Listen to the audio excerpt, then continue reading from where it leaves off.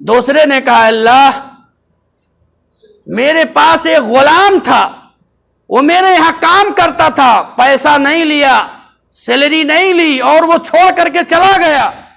آج ان لوگوں کے لیے بھی یہ سبق ہے جو اپنے تحت نیچے کام کرنے والوں کے پیسے کو کھا ڈالتے ہیں اور آتے ہیں مسجد کے اندر بڑی بڑی داڑھی رکھ کر کے اور کرتا پیجامہ اور جبہ کبا پہن کر کے 24 گھنٹہ نماز میں رہیں گے اور کہیں گے کہ ہم بہت بڑے متقی اور پرہیزگار ہیں۔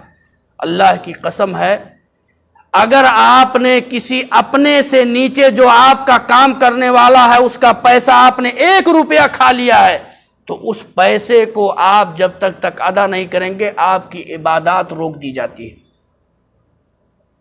اتنا معاملات بہت اہم ہیں۔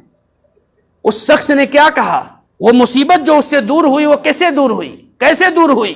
یہی صرف کہا کہ اللہ میرے یہاں غلام کام کرتا تھا ایک آدمی، وہ چھوڑ کر کے مزدوری چلا گیا، میں نے اس مزدوری کو، اس کے مزدوری کو جو پیسہ اس کا تھا اس کو میں نے اسی کے نام سے بکری خرید لیا اور خرید کر کے ریوڑ میں ڈال دیا اپنے بکریوں کے ساتھ۔ دھیرے دھیرے اس کا ایک بہت بڑا ریوڑ بن گیا بکریوں کا۔ وہ بہت دنوں کے بعد وہ آیا میرے پاس اور کہا اے اللہ کے بندے تیرے یہاں میرا کچھ حساب باقی ہے، مجھے دے دے۔ اس نے کہا کہ جا تیری یہ جو بکریوں کی ریوڑ ہے یہ سارا تیرا ہے۔ کہا میں 1 دن کی مزدوری مانگنے آیا ہوں تو یہ ساری بکریاں مجھ سے مذاق کر رہے ہو؟ کہا نہیں، تیرا ہی پیسے سے، تیری ہی پیسے سے یہ بکریاں ساری ہوئی ہیں اتنے دن کے بعد، یہ تیرا سب ہے۔ کہا اللہ اگر میں چاہتا تو اس کی مزدوری دے کر کے وہ میرے اندر لالچ پیدا ہو سکتا تھا، میں تمام بکریوں کو لے سکتا تھا، لیکن اللہ میں اس کو تیری رضا کے خاطر میں نے وہ تمام بکریاں دی، اس کا حق میں نے ادا کر دیا تھا۔ اللہ تو جانتا ہے میرے دل کی بات کو کہ میں نے کس وجہ سے اس کو دیا تھا بکریاں۔ اللہ اس کو مصیبت کو مجھ سے اسے آزاد کر دے، مصیبت مجھ سے دور کر دے۔ اتنا نیچے آ گیا کہ یہ لوگوں کا سر نکال کر کے باہر دیکھ رکھ سکتے تھے لیکن بدن نہیں نکل سکتا تھا پورا۔ تیسرے نے کہا اللہ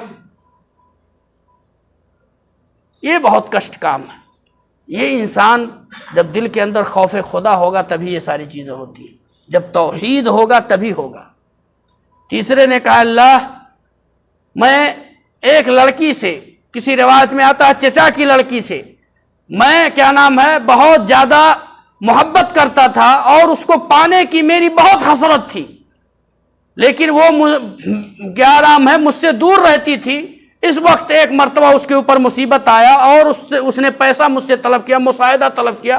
میں نے اس کو اس شرط پر دیا کہ رات کی تاریخی میں میرے ساتھ خلوت میں تجھے آنا ہے۔ وہ مجبوری کے تحت آئی اور لے لی پیسہ مجبوری کے تحت۔ کہا کہ جب میں اس لائق اتنے دن سے میں اس کو چاہ رہا تھا اور وہ حسرت میری پوری ہونے والی تھی کہ اس نے کہا اے اللہ کے بندے اللہ سے ڈر۔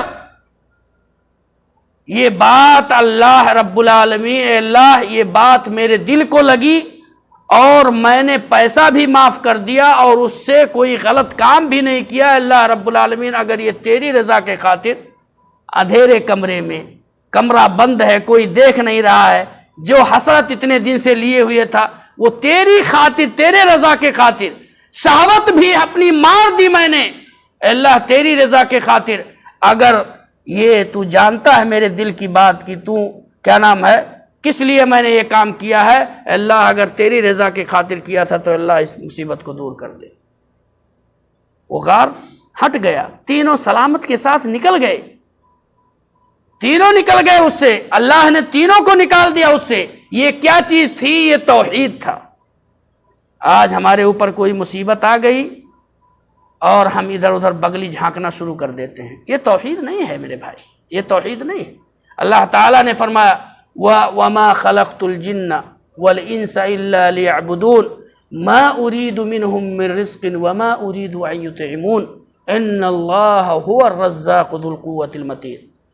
اس کی تفسیر میں ابن کثیر اور بہت سارے مفسرین کہتے ہیں کہ اگر انسان خالص اللہ کے لیے عبادت کرتا ہے تو اس کی روزی یا اس کی مصیبت کو اللہ رب العالمین کسی بھی ناحیے سے اللہ اس کو پورا کرتا ہے۔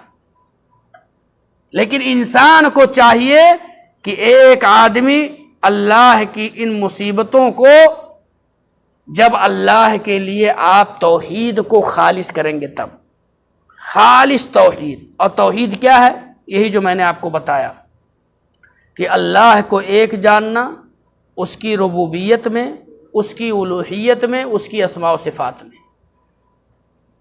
اور توحید ربوبیت کیا ہے؟ کہ اللہ کو ایک جاننا اس کے رب ہونے میں، پالنے میں، جلانے میں، کھلانے میں، بیماری سے شفا دینے میں، اولاد دینے میں، ہر اس چیز کو اللہ کے لیے خالص کر دینا توحید ربوبیت کہتے ہیں۔ توحید الوہیت کہا جاتا ہے عبادات، تمام عبادات اللہ کے لیے،